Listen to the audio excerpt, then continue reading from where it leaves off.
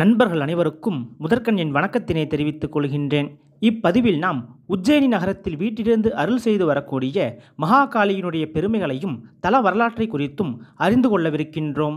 ஒரு சமயம் கைலாய மலையில் சிவபெருமானும் பார்வதி தேவியும் மகிழ்ச்சியுடன் சொக்கட்ட நாடி கொண்டிருந்தனர். அப்பொழுது சண்டன் பிரசண்டன் என்ற 2 அசுரர்கள் கைலாயம் வந்தனர். அவர்கள் இருவரும் தவமிருந்து மும்மூர்த்திகளாலும் வெல்ல முடியாத வரம் பெற்றிருந்தனர். வரத்தின் பலத்தினால் ஆணவம் கொண்ட அவ்விரு அரக்கர்களும் தேவலோகத்தின் மீது போர் தொடுத்து தேவர்களை வென்றனர். தேவர்கள், முனிவர்கள், பூலோக மக்கள் என அனைவரையும் துன்புறுத்தி வந்தனர். அத்தோடு நிற்காமல் கைலாயத்திற்கே வந்து அங்கும் அமைதியை குலைத்து ஆர்ப்பாட்டம் செய்ய துவங்கினர். அங்கு காவல் புரிந்து வந்த நந்தி தேவரையும் இம்சித்தனர். அவர்கள் கைலாயம் வந்த நேரத்தில் சிவபெருமானும் பார்வதி தேவியும் சொக்கட்டம் ஆடிக்கொண்டிருந்தனர். அவர்களது ஆட்டத்திற்கு இடையூறு செய்து சிவபெருமானையே போருக்கு அழைத்தனர் அந்த அசுரர்கள். சிவபெருமான் பார்வதி தேவியிடம் சண்டன் பிரசண்டன் பெற்ற வரம் பற்றி கூறினார். அவர்களை அழிக்கும் வல்லமை மகாசக்தியான உமக்கே உள்ளது என்றும் கூறினார். பார்வதி தேவியும் தன் பதியான ஹரனுடைய சித்தத்தை அறிந்து அசுரர்கள் மீது கடும் கோபம் கொண்டு மகாகாளியாக உருமாறினாள். நவசக்தி தேவியர்களை தம்முடன் அழைத்து கொண்டு மிகுந்த கோபத்துடன் அசுரர்களுக்கு எதிராக போருக்கு சென்றாள். மகாகாளியின் ஆக்ரோஷம் பொருந்திய வடிவத்தை கண்ட அந்த அசுரர்கள் இருவரும் பயந்து போய் உஜ்ஜயினி வனப்பகுதிக்குள் ஓடி ஒளிந்து கொண்டனர். மகாகாளி அவர்களை விடாமல் பின்தொடர்ந்து வந்து போரிட்டாள். அசுரர்கள் இருவரும் எருமை கடா உருவம் எடுத்துக்கொண்டு தேவியின் மீது தாக்குதல் தொடுத்தனர். நவசக்தி தேவியருடன் மகாகாளி சிம்ஹத்தின் மீதமர்ந்து அவ்வரக்கர்களை சம்ஹாரம் செய்து உலகில் அமைதியை நிலைநாட்டினாள். ஹரன் என்னும் சிவபெருமானின் சித்தத்தை பூர்த்தி செய்த தேவியாக இவள் வீற்றிருப்பதால் இந்த மகாகாளிக்கு ஹரசித்தி தேவி என்று பெயர் வழங்கலாயிற்று. ஹரசித்தி தேவியாக மகாகாளி தோன்றிய இடத்தில் ஒரு கோவில் கட்டி மக்கள் வழிபட துவங்கினர். சிப்ரா நதிக்கரையில் ஹரசித்தி தேவியின் ஆலயம் இன்றும் உள்ளது. இந்த தேவியின் ஆலயம் இங்கு அமைந்ததற்கு மற்றொரு வரலாறும் கூறப்படுகிறது. அதன்படி கிருஷ்ணாவதாரத்தின் பொழுது தேவகிக்கும் வசுதேவருக்கும் பிறந்த 8வது குழந்தையான கண்ணனை யசோதையின் வீட்டில் விட்டுவிட்டு அங்கே பிறந்திருந்த பெண் குழந்தையினை வசுதேவர் சிறைக்கு தூக்கி வந்தார். அந்த குழந்தையினை கொல்வதற்காக கம்சன் விண்ணில் தூக்கி எறிந்து வாளால் வெட்ட போனான். ஆனால் அந்த குழந்தை காளியாக உருமாறி கம்சனை எச்சரித்து விட்டு பின்னர் இங்கே வந்து தங்கிவிட்டதாகவும் ஒரு வரலாறு கூறுகிறது. இந்த உஜ்ஜயினி நகரில் அமைந்திருக்கக்கூடிய மகாகாளியிடம்தான் விக்ரமாதித்ய சக்கரவர்த்தியும் அவரது அமைச்சர் பட்டியும் வரங்கள் பல பெற்று 1000 ஆண்டுகள் வரை ஆட்சி புரிந்து சாகசங்கள் பல புரிந்தனர். இந்த மகாகாளி ஹரசித்தி தேவி என்ற பெயரிலும் அழைக்கப்படுகிறாள்.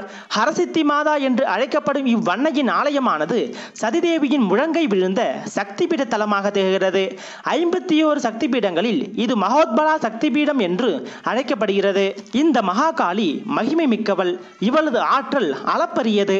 ஆடுகளை மேய்த்து கொண்டிருந்த ஒரு சாதாரண ஆட்டிடையனாக திகழ்ந்த காளிதாசரிடம் திருவிளையாடல் நிகழ்த்தி அவரை உலகமே வியக்குமாறு மகாகவி காளிதாசராக உருவாக்கிய பெருமையை கொண்டவள் இந்த காளிகா தேவிதான். காளிதாசனுக்கு காளி சியாமலையாகவும் ராஜராஜேஸ்வரியாகவும் காட்சியளித்து அவருக்கு ஈடு இணையற்ற கவித்துவத்தை வாரி வழங்கியதனை காளிதாசனுடைய சியாமலா தாண்டகத்திலிருந்து நம்மால் அறிந்து கொள்ள முடிகிறது. இந்த மகாகாளியானவள் பத்ரகாளிகளில் மிகவும் புராதனமாக விளங்கக்கூடியவள். மாமன்னரான விக்ரமாதித்ய சக்கரவர்த்திக்கு பல வரங்களை வாரி வழங்கியவள். காளிதேவியின் வடிவங்களில் ஆத்தியகாளி, மகாகாளி, தசமுகி போன்ற பல்வேறு வடிவங்கள் இருக்கின்றன. இவற்றுள் பத்ரகாளி என்னும் இவளுடைய வடிவம் மங்களகரமான வடிவத்தை கொண்டதாக அமைந்திருக்கிறது. இந்த உஜ்ஜயினி நகரில் அமைந்திருக்கக்கூடிய இந்த மகாகாளியினை உச்சின மாகாளி என்றும் உஜ்ஜயினி மாகாளி என்றும் தமிழர்கள் அக்காலத்தில் அழைத்திருக்கின்றனர். இந்த மகாகாளியின் அருளை பெற்றவர்களை யாராலும் வெல்ல முடியாது என்பது ஊர்ஜிதமான உண்மை. இத்தலத்தில் இருக்கும் சித்திவடம் என்ற அதிசய ஆலமரம் பல 100 வருடங்களாக சிறிய அளவிலேயே இருப்பது அதிசயமான ஒன்றாக பக்தர்களால் பார்க்கப்படுகிறது. கார்த்திகை மாதத்தில் வரக்கூடிய பௌர்ணமியானது இங்கே மிக சிறப்பாக கொண்டாடப்பட்டு வருகிறது. இந்த சமயத்தில் மகாகவி காளிதாசரின் விழாவும் இங்கே நடைபெறுகிறது. சூரபத்மனை அழிக்க சிவபெருமான் முருகனை அனுப்பிய பொழுது அவருக்கு சக்தி வாய்ந்த வேல் என்னும் ஆயுதத்தை வழங்குவதற்காக பார்வதி தேவியார் இந்த சிப்ரா நதிக்கரைக்கு வந்து அங்கு ஒரு ஆலமரத்தை வளரச் செய்து சிவபெருமானை வணங்கிய பின் முருகப்பெருமானுக்கு வேலினை வழங்கியதாகவும் கூறப்படுகிறது. முற்காலத்தில் மாலவ தேசத்தின் தலைநகரமாகவும் விக்ரமாதித்ய சக்கரவர்த்தியின் ராஜ்ய தலைநகரமாகவும் விளங்கிய பெருமையினை கொண்டது இந்த உஜ்ஜயினி மாநகரமாகும். விக்ரமாதித்ய மாமன்னர் உஜ்ஜயினி நகரில் அமைந்திருந்த பார்வதி தேவியின் வடிவமான ஹரசித்தி தேவியை தான் தன் குலதெய்வமாக வழிபட்டு வந்தார். அவளது வரங்களை பெற்று ராஜ்யத்தை விஸ்தரித்து சிறப்பாக ஆட்சி செய்ததாக வரலாறு கூறுகிறது. உஜ்ஜயினி நதிக்கரையில் ஆதிசங்கரர் ஸ்ரீசக்கரம் ஸ்தாபித்ததாகவும் கூறப்படுகிறது. பதஞ்சலி, காளிதாசன், திருமங்கை ஆழ்வார் ஆகியோர் தமது இலக்கிய படைப்புகளில் புகழ்ந்து பல பாடல்களை இத்தலம் குறித்து பாடியுள்ளனர். உஜ்ஜயினி நகரத்தின் பெருமைகளையும் அங்கு வீட்டிலிருந்து அருள் புரிந்து வரும் மகாகாளியின் சிறப்புகளையும் இப்பதிவின் வாயிலாக நாம் அறிந்து கொண்டோம்.